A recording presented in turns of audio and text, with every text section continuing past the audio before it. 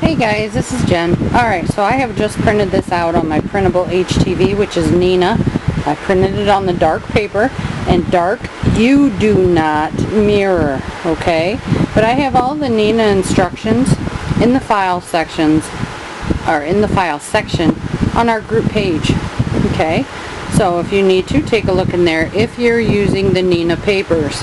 And that's N-E-E-N-A-H, and there is dark paper and there is light paper, and the instructions to those are completely opposite. The dark, you do not mirror the image, and the light, you do mirror the image.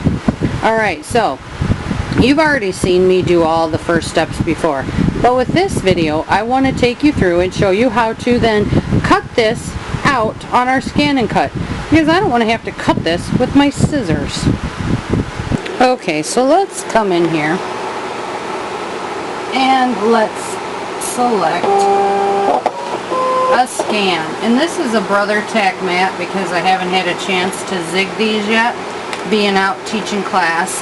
I have my class mats, which are my good zig mats, and then I have these.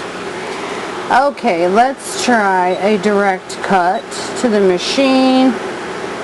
Let's do color, and we'll start.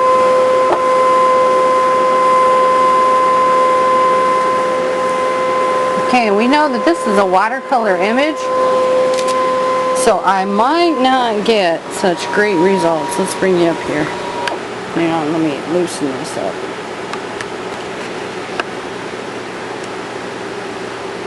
Okay. Frame the image. It's already framed because it's a big one. Alright, now let's wait for that to work. I also have created a file because this is watercolor, and if you go view the watercolor video, you will see how to make a file for your watercolor images to where you do a background scan in of what I have right here, place the file over it, cut it, and you're done. I'm also going to do the acetate on the other one to show you how simply easy it is. That is my preferred method to cut. If I question at all how I think this is going to come out, I will immediately go to acetate and not even try. Because I know right now I'm going to spend all kinds of time messing around with this, trying to get this, trying to get that. I don't want to do that. I'm pinched for time. I will go directly to the acetate and be done. Okay, so let's see. Can't really see, oops, can't really see anything. Well, there is no pattern. It didn't recognize anything. Okay, so let's come here. Let's try our ScanNCut data. Let's go to black. Okay. Let's try that and see what that picks up.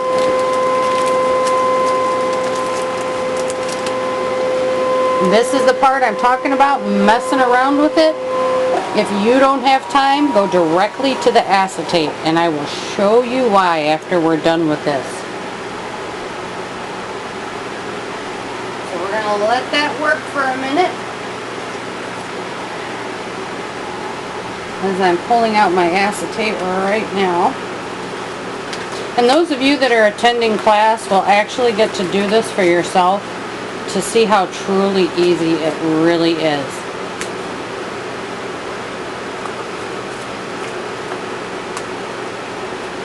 I'm trying to get you down on it a little bit more.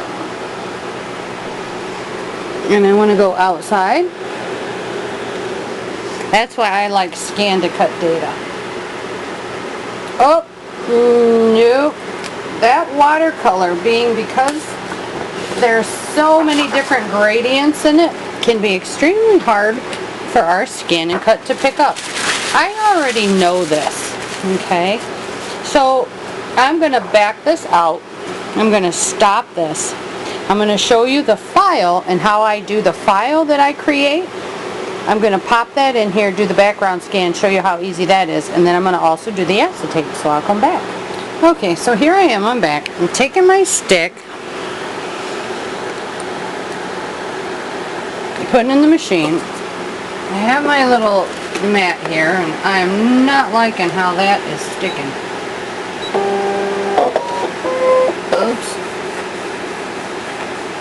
Okay, so I'm going to go to my save data. And I'm going to look headdress outline. Oh, there it is. I'm going to click OK, but I know that I need to rotate this 90, 90, so 180. Okay. Okay. Okay. Background scan in. So I can make sure that where I place that is going to be directly over what is on the mat, so there is no error in placement. Sorry, this new thing in me aren't getting along. Okay, so let me match this up.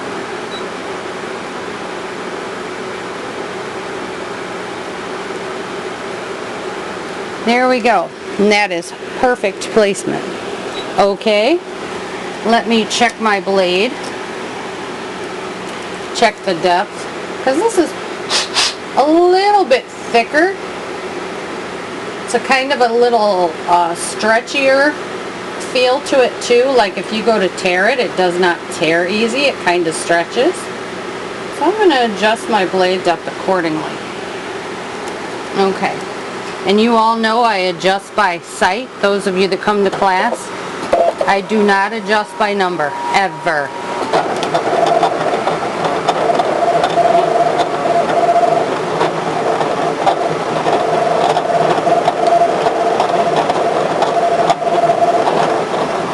Okay, so we will let this little guy cut, and we're going to come back and see how it turns out.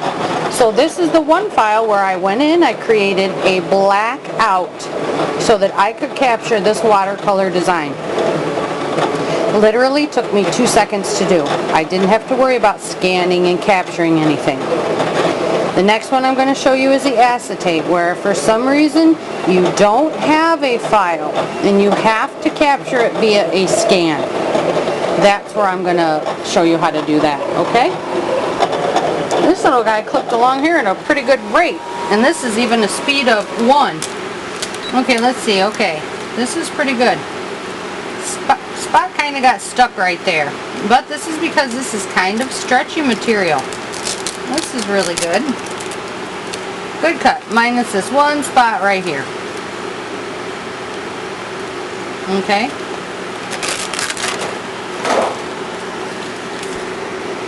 So there we go. That's what it looks like. And it still has this really cool effect on the outsides here. So it captures the gradients of the yellows and the peaches and all that, okay? So I'm going to trim this tiny little hanger piece off right there. And then I'm going to go grab the acetate. Okay, so here's my one with acetate on it. I have a full 12 by 12 sheet covering my adhesive part of my mat. Okay, so what I'm going to do is I'm going to take, I use micron. I'm going to take my micron and I'm going to come in here, and you see this is kind of technically the more difficult version to do. But if I don't have a file, okay, already in my system, and I need something to be able to cut this out, well, this is technically the best way to do it. Alright. And again, if you need to see how to do the watercolor, search watercolor image, and that's one good thing. You just go in and erase this. That's why I love this. You don't have to be Picasso or Mozart to do this, okay? And we're just going to go around here to capture everything. And I'm using a micron black. Okay, when I teach in class, I use the black microns. The smallest should be about a point, or the 05s. I found the smaller, if you use like the 03s, 01s, it tends to have a hard time picking it up. Alright, the 05s, the 08s work really well. And you can create your own flair. This works really well with stamps. Anything you need to scan that won't pick up easy. Just come through, do this. It's going to save you the time and guessing. And now granted, this It's taken me a bit longer because this is a really big image with a lot of detail around this edge, okay, that I would struggle, if at all, to capture a decent scan, okay, because again, all of these gradients, okay, and where this line goes is what will scan in, and you will see that. Oops. Just make sure that if you erase, that you come back and make sure these lines are connected and they are not smeared, okay, and I'll show you when I'm all done what mine looks like, okay.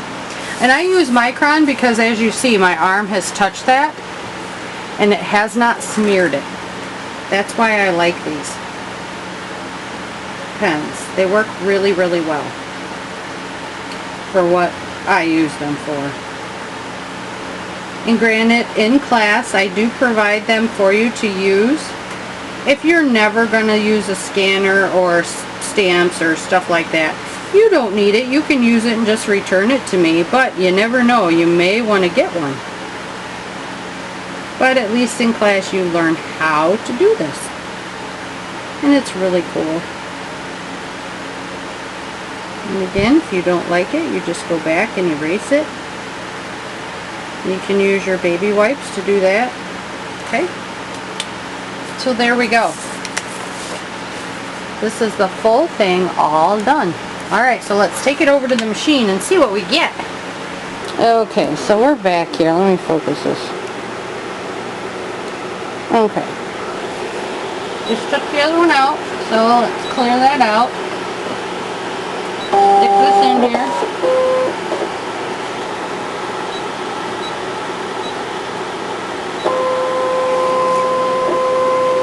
And I just hit direct cut. I don't know why this thing's all whopper jawed. Let's see what we get here.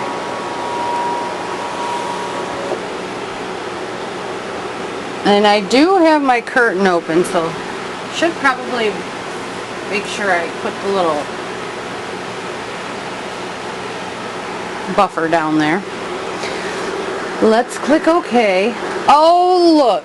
Look what came up. Let's click OK and see what comes up.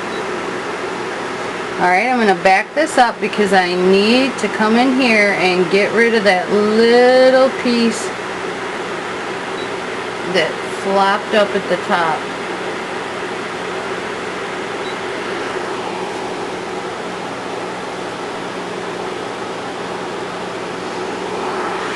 Good. So let's click OK. Awesome. So now I'm going to cut, but people say, how do you cut? How do you cut? How do you cut? It's really easy. I'm going to come in here, leave that down right where it was. I'm going to come in here, I'm going to pull this off. Take my little tiny piece of tape that I had at the very top. That is the only place you can ever put any tape, is right at the top, in the center, in the middle, just like that. Okay, so it doesn't ever come anywhere near the rollers. Now let's go, and we're going to see what this one comes out like. Alright, so we've actually had two cuts. One not using the scan, two using the scan but not necessarily the image. We've used the acetate to grab it. And we're actually going to come out with two very perfect cuts. And we'll see how it goes. And yes, my speed is on a 1. It's always on a 1. My pressure is at a -1 right now. And my blade depth is set according to what my machine and my blade requires. You will not ever hear us tell you what number to use.